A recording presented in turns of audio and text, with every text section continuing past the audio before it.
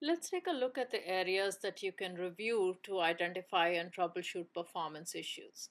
It's important to monitor performance in the development phase and in production. Add performance tests to your test suite to ensure that the performance of your application doesn't degrade when you fix bugs, add new features, or change underlying software. Response times and resource requirements can change significantly when you make changes to your application. With performance tests, you'll be able to detect and address performance issues early in the development process. Check performance watch points related to incoming requests.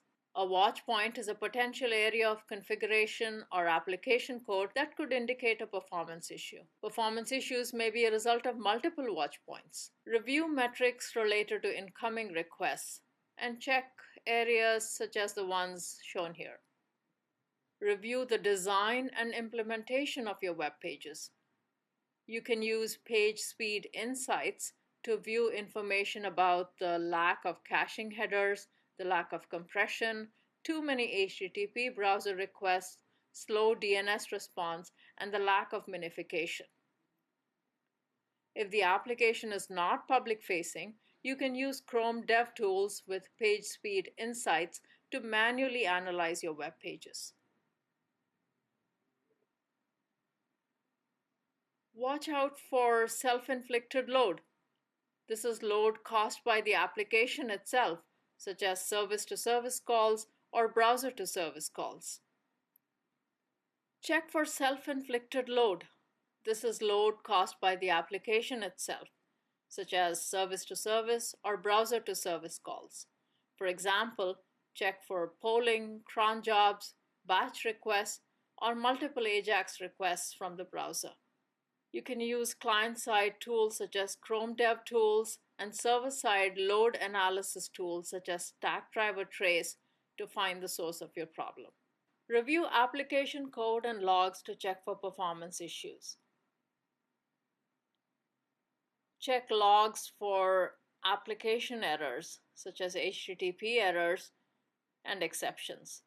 Identify the root cause of the log messages and confirm that they are not related to periodic load or performance issues.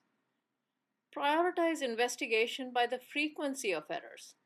Because this data is historical, some errors might have been intermittent or already resolved. If a log message is unreproducible, it might be better to defer the investigation. Check for runtime code generation. Aspect-oriented programming practices can sometimes cause reduced application performance.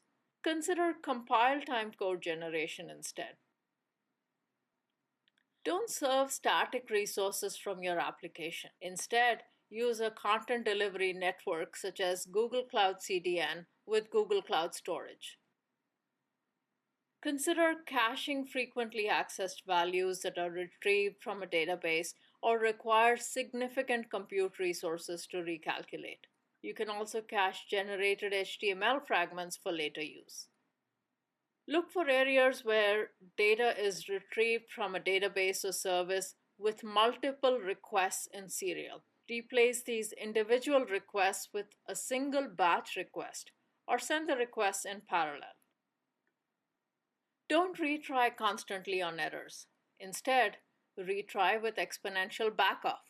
Implement a circuit breaker to stop retries after a certain number of failures. Note that you should only retry in case of errors such as connection timeouts or too many requests. Don't retry in case of errors such as 5xx errors and malformed URL errors and so on.